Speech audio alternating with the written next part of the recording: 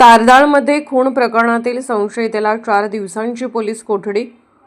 तारदाळ येथे नागनाथ मंदिरासमोर जुन्या वादातून झालेल्या तीक्ष्ण हत्याराने हल्ल्याच्या प्रकरणात एका तरुणाचा मृत्यू झाल्यानंतर पोलिसांनी संशयित आरोपीला अटक केली असून न्यायालयाने त्याला 4 दिवसांची पोलीस कोठडी सुनावली आहे।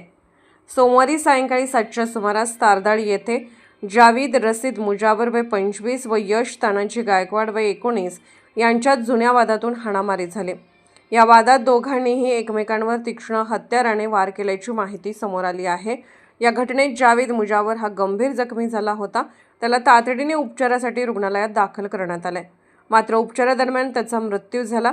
या घटनेत यश गायकवाड हाही गंभीर जखमी झाला असून त्याच्यावर इचलकरंजी येथील IGM रुग्णालयात उपचार सुरू आहेत। दरम्यान पोलिसांनी या प्रकरणी गुन्हा नोंद करून पुढील तपास सुरू केला आहे। सदर प्रकरणातील संशयित आरोपी यश तानाजी गायकवाड याला उपचारानंतर पोलिसांनी ताब्यात घेत न्यायालयासमोर हजर केले असता न्यायालयाने त्याला 4 दिवसांची पोलीस कोठडी सुनावली। या प्रकरणाचा पुढील तपास पोलीस करत आहेत।